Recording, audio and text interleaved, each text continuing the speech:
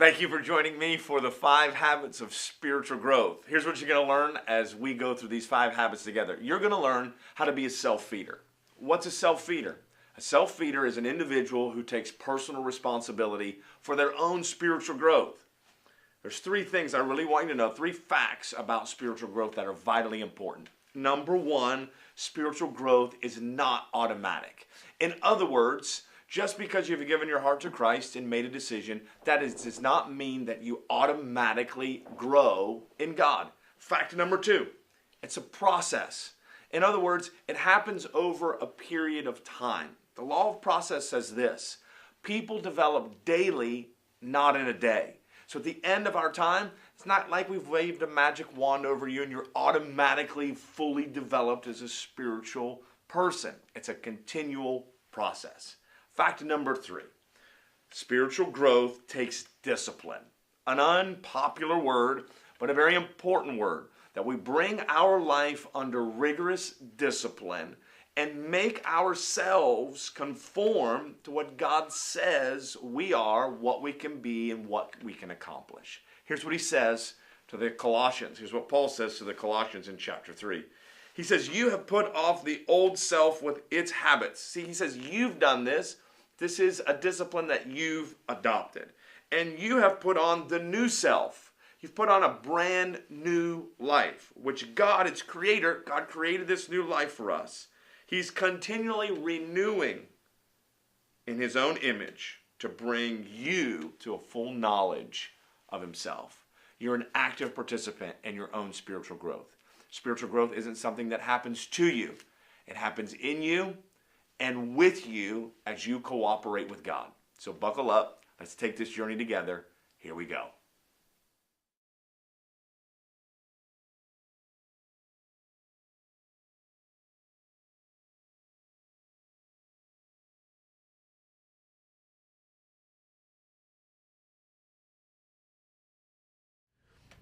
All right, take a big deep breath in, let it out, and now buckle your safety belts. Because we're going to talk about something that is very uncomfortable at times, very, maybe at times controversial. We're going to talk to you about giving. Giving, especially in the church, is a touchy subject, but it's something that we have to talk about for lots of different reasons. The Bible talks about it a bunch. Let me ask you a question. Have you thought about money today? Have you thought about money this week? If you're married, have you gotten into an argument with your spouse about money? I would say the answer to all those questions for a high percentage is yes. Because money can cause such stress and such difficulty when we don't handle it and manage it God's way. Cultivating the habit of giving is incredibly important for us to understand as Christ followers. Listen to the words of Paul in 2 Corinthians. Here's what he says. Just as you excel in everything, in faith, in speech, in knowledge, in complete earnestness, see that you also excel in the grace of giving. Paul instructs us to have a desire to excel in the area of giving, just like we have a desire to excel in all the other portions of our spiritual journey. Giving is a spiritual matter. Giving is God's idea. There are 3 areas of giving. In your notes, you can see them. Number 1, you can give your time. I can give my time. Number 2, you can give of your talent, your abilities, the things that God has gifted you and graced you to do. Number 3, you can give out of your treasure. This is the financial area, the monetary area. You can give in these 3 ways. There's 3 areas that the Bible talks about. Properly managing our time so that we have some to give. Properly managing our gifts so that there is something to give. Properly managing our financial resources so that we can give out of that area of our life too. Here's what happens for so many people, and they fail to cultivate this habit of giving, is they wait until the very end to save something for God. Reminded of a story that a professor tells, and he uses as a visual illustration a clear jar. And in the jar, he begins to place larger rocks. And he asks the students, he fills the jar up with rocks, and he asks the students, he says, "Is the jar full?" The students say, "Well, yeah, the jar is full." And the professor brings out smaller pebbles and begins to pour those smaller pebbles into the vase and shakes the vase and gets the rocks and the pebbles to begin to situate and fills up the container with tinier rocks. And he asks the question to the students, "Is the container full now?" The students say, "Well, it looks pretty full." He grabs a bag of sand, begins to pour sand into the container. Again, he shakes it and moves it around and gets a whole bunch of those tiny crevices to be filled with the sand. And then he asks one more time, "Okay, students, now is it full?" For the third time, they say, "Yep, it's pretty full. Nothing else will fit." He grabs the container of water and adds it to the container of rocks, pebbles, and sand. And as you can mentally see, that water fills up every space left in the container. And this serves as an incredible illustration for us that when we put the right things in the container of our life first, then there's room for the other items into our life that are not as significant. That's why these habits being developed are so important.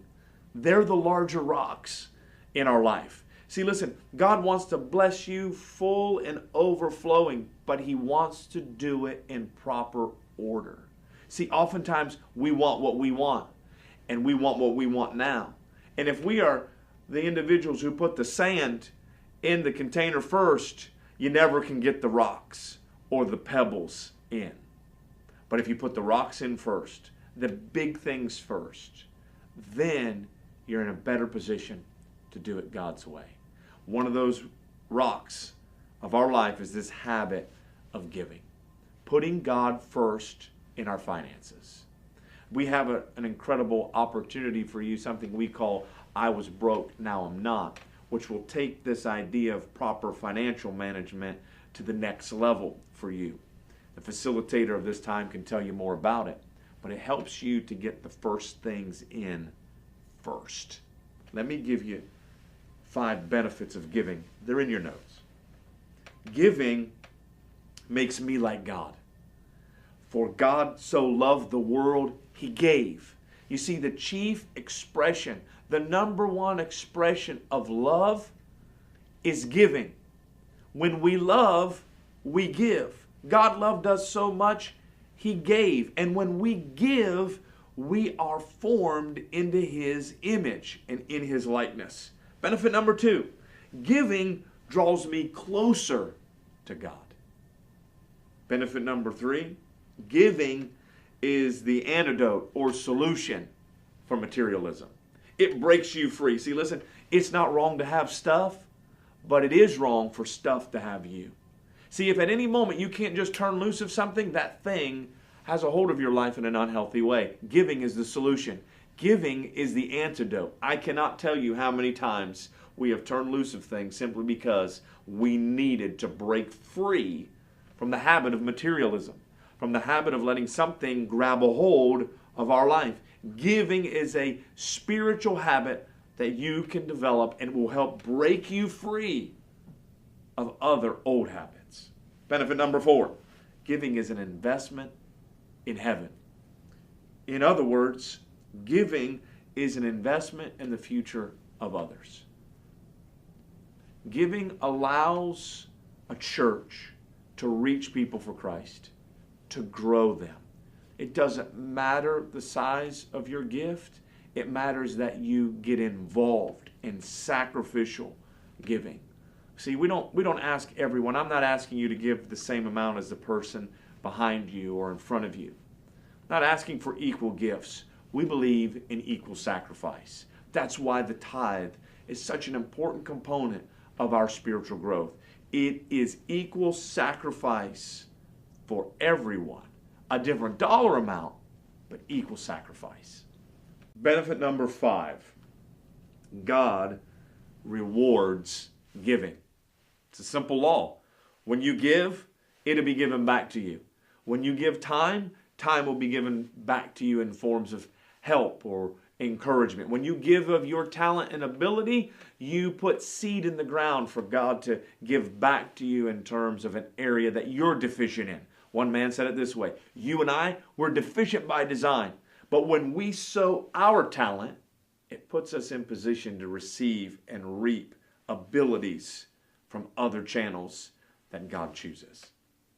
God rewards giving. When we give of our financial substance, puts us in position to be rewarded by Him. Whatever we sow, that's what we reap. I want to give you 5 reasons why I give and why I think you should give. 5 reasons why. In your notes, there's some fill-ins. The number one, and these are in order. And the number one reason, they're in order of importance. Reason number 1, I give number 1 because I love God. I love Him and I want to give back to Him. Reason number 2, I give because I want to obey His Word. I see generosity in His Word. I see the habit of giving established in His Word, and I want to obey. He's saved me. He's ransomed me. He's been generous to me. I want to obey His Word, and I want to do things God's way. See, listen, if you want God's best, you've got to do it God's way. So many people, they want to do it their way and still get God's best, but it doesn't work in that order. We have to do it God's way in order to get God's best. And I don't know about you, but I want God's best, so I'm going to obey His Word. Number 3, I want to contribute to the work of His kingdom. I want to know that my resources, my financial resources, my time resource, my ability resource, that they're going to something of eternal consequence. I want to live for something greater than the electric bill. I want to live for something greater than the phone bill. I want to live for something greater than the car payment. I want to be investing in the work and contributing to the work of God's kingdom. Number 4, I want to see other people blessed. I want to see them come to new heights. Never forget this. I was a young man. My wife and I, we had 4 small children. We had needs of our own. But there was a person who came to my mind. And here was the thought: buy them tires for their car. 4 new tires. I didn't even know if they had a need for new tires. And so I got into the analytical kind of mindset and thought, well, I don't know if that's really something we ought to be doing, and kind of began to analyze it and scrutinize it and make reasons to get out of it. But at the end of it, I talked to Angie and I said, honey, let me call her and see if this is something that she has need of. She was an older lady. And I called and I said, hey, just a really personal question. Do you need tires on your car? She said, oh, Josh, they are in bad shape. The tread is real low. I definitely need new tires. And I said, well, Angie and I, we want to put tires on your car. She said, oh no, I can't have you do that. I said, well, why not? She says, well, I'm believing God to supply those 4 tires. And I asked her a question. I said, well, now, where and how is God going to get you those tires? Is there a tire tree that I don't know about? And she kind of laughed, and I said, I believe God is using us to meet a need in your life. And she was so encouraged. She was so blessed. And I said, we're going to get good tires. We put those 4 tires on. I give because I want to see other people blessed and helped. Lastly, I give. And we are investing in our own future by being generous. See, the law of sowing and reaping works for all of us. And it works to benefit our future. When we sow, and whatever we sow, that's what we reap. Take a step today. Take a step of generosity. Do something for someone else by giving out of what you have and cultivate the habit of giving.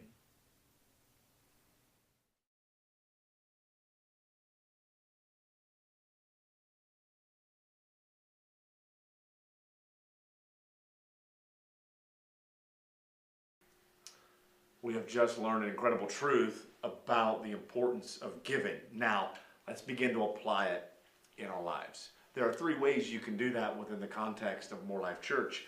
When you're here present, you can make an offering envelope, follow the instructions on the offering envelope, and engage in generosity. Second way you can do that is you can text to the number on the screen and give via text. Third, you can go to morelifechurch.com/give. Set up a system where you can give strategically, systematically. This is one of the most effective ways to build habits into your life. If you don't do something proactive to build a system, you end up slipping back into the old currents of life. So begin to put God first in your resources and let these tools available help you to make this habit something that is rooted and grounded in faith and your love for God and what He's done in your life. Remember, be a doer of the word, not just a hearer.